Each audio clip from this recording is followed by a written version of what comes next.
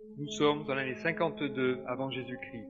La province romaine s'étend de la Savoie au Languedoc. La Gaule, elle, est divisée en plusieurs tribus qui se jalousent et se combattent. Depuis de nombreuses années, ce sont des luttes fratricides qui secouent le pays. Caius Julius César. Le Sénat de Rome l'a envoyé en Gaule, à la tête de plusieurs légions pour mater la révolte. Il y mettra 7 années, au prix de nombreux massacres. Les tribus gauloises se sont regroupées et ont formé une armée qui fera subir à César sa première grande défaite à Gergovie. En face de lui, Vercingétorix, ce jeune chef gaulois de 25 ans, de la tribu des Arvernes, a organisé la rébellion et a lui-même formé une armée de 80 000 fantassins et 15 000 cavaliers pour chasser les légions romaines de la Gaule.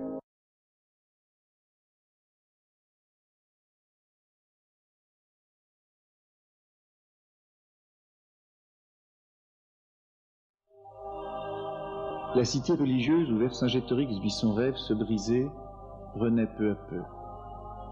Son âme n'a jamais quitté ce lieu et son souvenir y est à jamais gravé. On peut encore entendre les derniers mots qu'il adressa à ses guerriers la veille de se rendre à César. Je n'ai pas entrepris cette guerre pour mon intérêt personnel, mais pour la liberté commune, et puisqu'il faut céder à la fortune, je m'offre à vous. Vous pouvez satisfaire les Romains par ma mort, ou me livrer vivant. Le lendemain, il se rendra à César, sera emmené à Rome, enfermé dans la prison d'Amertime, où il restera 7 ans. Sera traîné derrière le char de son vainqueur lors de son triomphe, et étranglé après avoir été ramené dans sa cellule. Son corps sera jeté dans le Tibre. André Berthier a eu la formidable intuition d'appliquer à la recherche archéologique les méthodes de la police, dressant un portrait robot topographique du site qu'il cherchait et qui ne correspondait en rien au site traditionnellement reconnu. Notre civilisation est née à Alésia. La religion des druides est morte à Alésia. Et pour la première fois, l'âme de tout un peuple s'était réunie sur un champ de bataille autour d'un chef, Vercingétorix.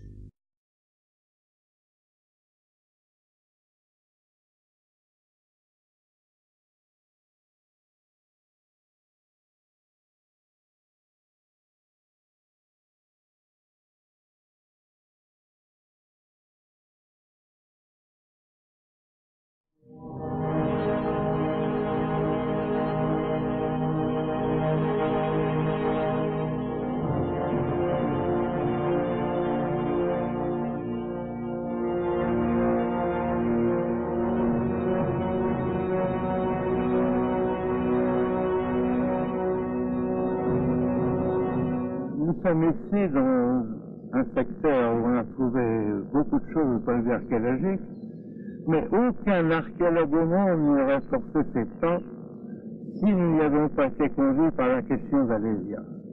Sur des kilomètres, des constructions qu'aucune mémoire n'a conservées entourent l'oppidum. Elles ont toutes les caractéristiques des murs militaires romains, avec des centaines de clous de palissades enfouis à leurs pieds.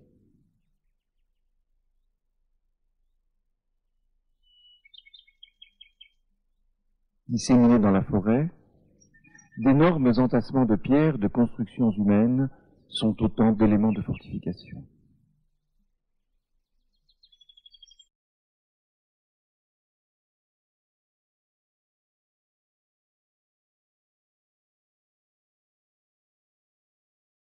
Vercingétorix a vu et dirigé les combats d'un endroit élevé que César appelle la citadelle, Arx. De cet observatoire, ayant vue sur toutes les positions gauloises et romaines, il peut aisément diriger son armée. Après 2 combats successifs dans la plaine, 60 000 guerriers, commandés par Vercassivélonos, cousin de Vercingétorix, opèrent un long mouvement de nuit et prennent position derrière la montagne nord, occupée par 2 légions romaines. À midi, la cavalerie s'avance dans la plaine et au même moment, Vercassivélonos attaque le camp nord. Vercingétorix lance alors ses fantassins à l'assaut des défenses de la plaine, mais il voit que les siens sont en difficulté. Il donne alors l'ordre à ses troupes d'escalader les prérupta pour rejoindre Vercassivélonos. Mais l'armée de secours bat en retraite. Il reste pourtant 170 000 guerriers. Et César pouvait toujours être vaincu. Abandonné sur le plan des forces militaires et des forces spirituelles. Quand il a vu que des deux côtés le sort lui était contraire, alors il s'est résolu à se rendre. Attention, il ne s'est pas rendu comme un simple vaincu se rend à son vainqueur. Il s'est rendu suivant le rite de la dévotion, c'est-à-dire qu'il acceptait de s'œuvrer aux dieux infernaux, lui, sa personne, pour sauver la vie de ses soldats. C'est un geste grandiose. Et alors là, nous avons devant nous la noblesse d'âme de Vercingétorix. D'ailleurs, Jean Baillet, qui lui a consacré des pages émouvantes, n'a pas hésité à dire qu'il fallait voir dans son martyr un saint de la patrie.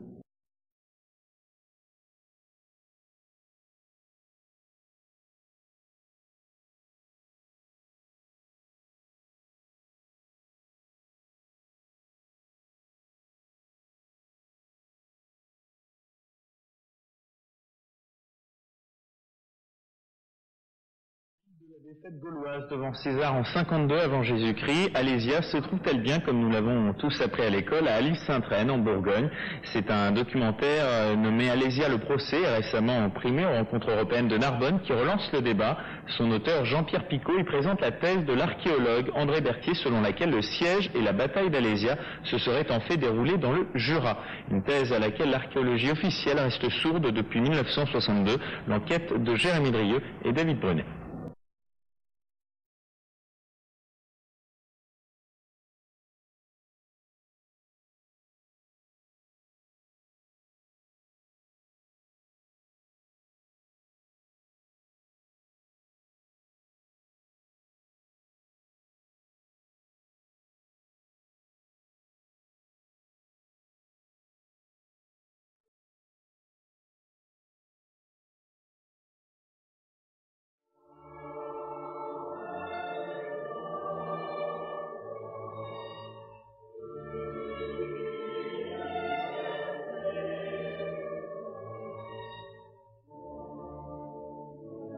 Au bout d'un mois, 240 000 hommes de l'armée de secours se mettent en marche.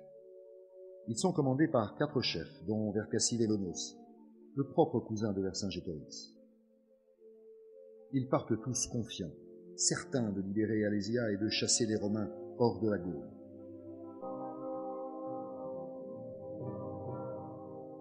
César regarde celui qui fut son égal. Il leur avait donné l'espoir de voir enfin se terminer leur séculaire querelle, et celui de réunir toutes les tribus en une seule nation. César, pour regagner l'Italie, doit passer chez les Séquanes. Il tombe dans le piège que lui a tendu Vercingétorix. Et Vercingétorix l'attendra à Alésia. Mon pauvre Vercingétorix, le lacet du sacrificateur n'aura pas suffi à ton supplice. Peut-être eût-il mieux valu pour toi l'oubli. Une autre prison t'attendait. Et j'ai vu que ce que j'avais imaginé sur le terrain se retrouvait d'une façon encore plus parlante, si j'ose dire.